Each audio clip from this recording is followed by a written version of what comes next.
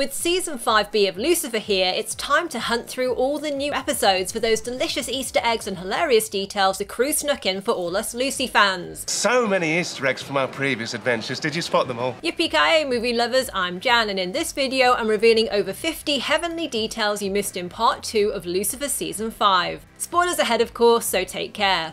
Lucifer proves he's a devil of his word at the start of episode 9. See this guy dancing at Lux as Lucy plays Footloose on the piano? Well, he's the security guard that Lucifer made a devilish deal with in the mid-season finale. I want to be a dancer. Well, you're in luck, Baryshnikov. I'll hire you, make your Footloose dreams come true. What do you say, deal? Given Dan's previous relationship with the goddess, meeting her husband was always going to be super awkward, so I bet he was glad to see Lucifer distract God with some snacks. Dad, why don't I show you the vending machines? Have you tried Cool Ranch Puffs? And as we know from Season 1, those particular snacks are Lucy's favourites. Cool Ranch Puff? It's funny, isn't it? You'd think the King of Hellfire would be more of a flaming hot guy, but... I love the symmetry of these shots of Lucifer and God when they end up in a therapy session at Dr. Linda's, as it shows that father and son have more in common than they might think, pointing to how Lucifer will become God in the season finale. And if you look carefully, you can see a parenting book called How to Raise Successful People on Linda's desk, which she's doubtless reading for her son Charlie, but it also feels fitting for the high-powered people currently occupying her couch.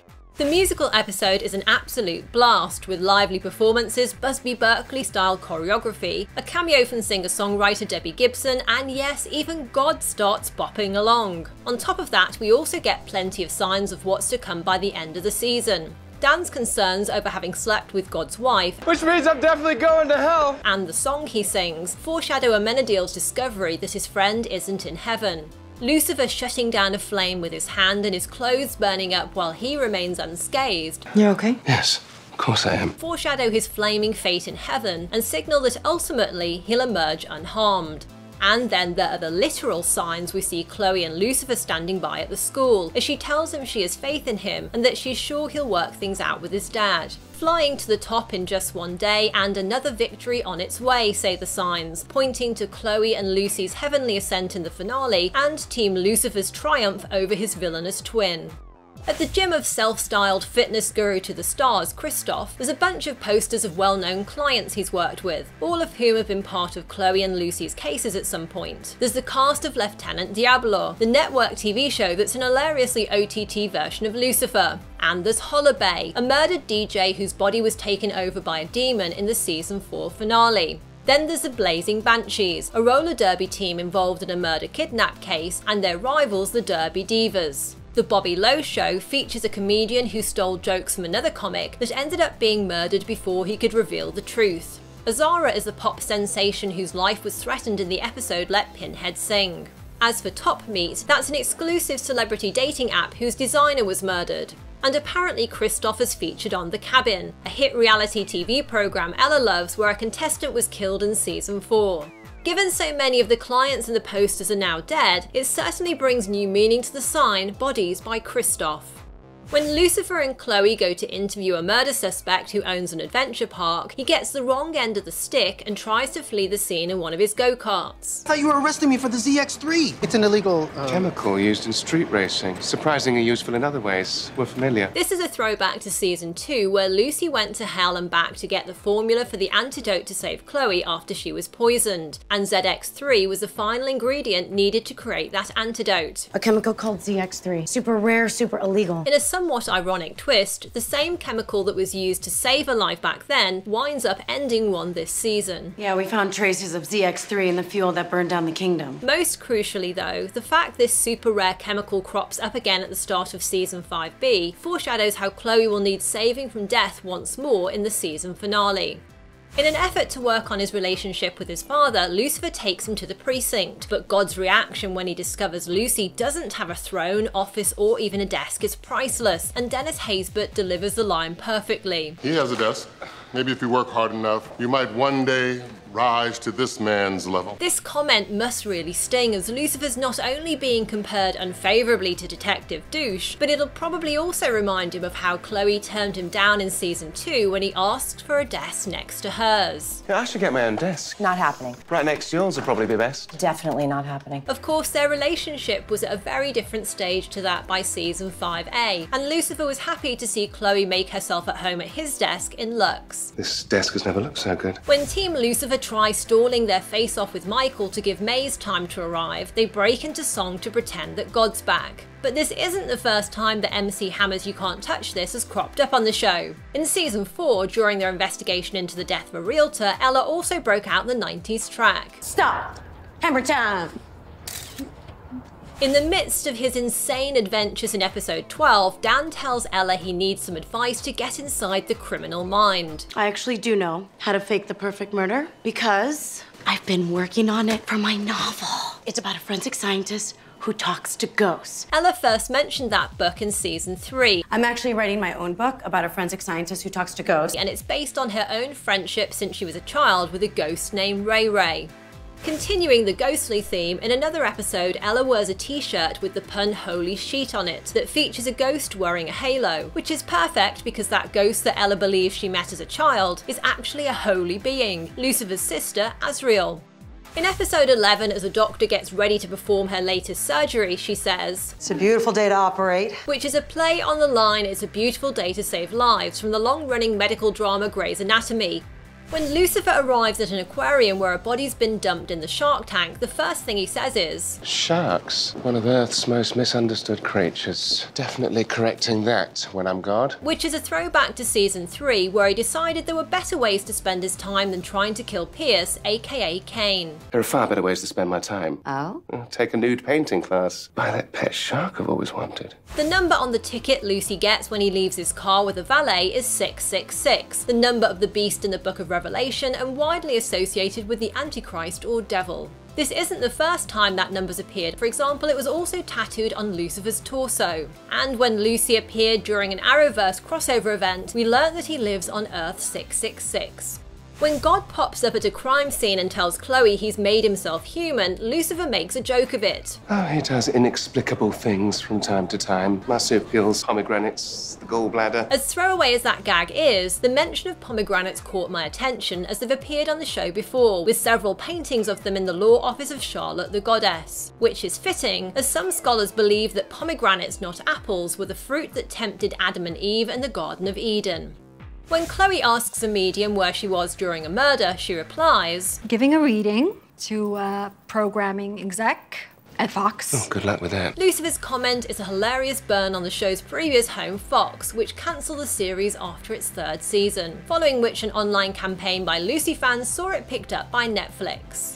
As Amenadiel excitedly reveals he wants to join the police and would love to work with Dan one day, his friend's response isn't anywhere near as supportive as he'd hoped. Yeah, an angel and a detective solving crimes makes total sense. Of course, we love meta moments like this one in the series, which basically sums up the premise of the show and is a spin on Lucy's song. Crime-solving devil, it makes sense, don't overthink it. During Lucifer's mission to find out which of his siblings will help him rather than Michael become God, he says to his brother Jophiel, I'm assuming you're Team Lucifer? Which is a callback to the season 1 episode #Team Lucifer, where corrupt cop Malcolm told Amenadiel he wasn't going to help him kill Lucy anymore. Unless you got a better offer. #Team Lucifer. The day season 5A dropped on Netflix, Tom Ellis was straight on social media tweeting #Michael is a dick. And a shout out to that trending topic made it into season 5B, when Jophiel and Lucifer discuss Michael's nefarious ways. Whispering in Dad's ear, making him think he was losing his powers in the first place, all so he could take over now.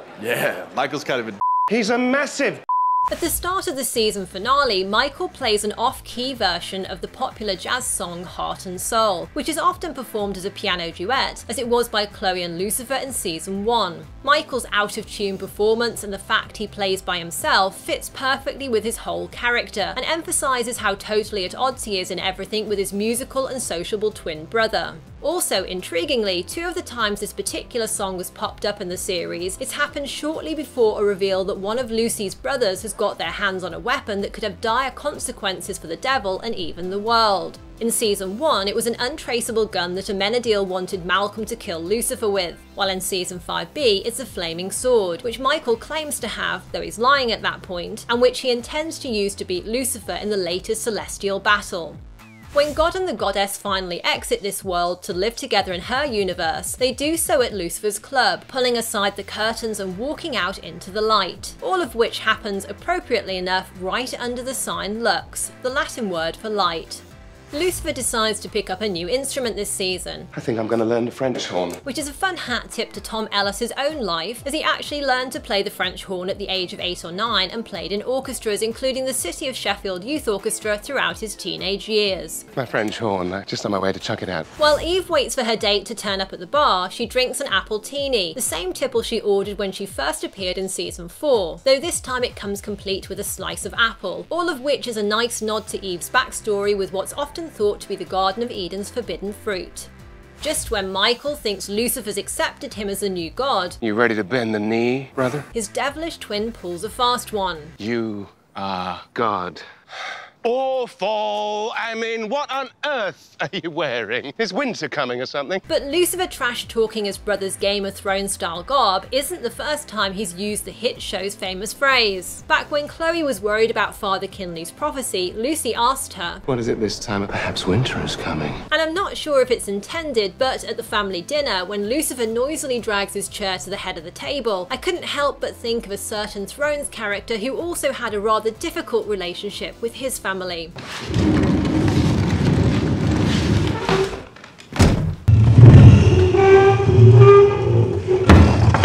When Chloe reunites with her dad in heaven, they enjoy a picnic together, and in a lovely throwback to Season 2, the traditional Decker family egg sandwiches are on the menu. Egg sandwiches, the Decker family tradition. So good.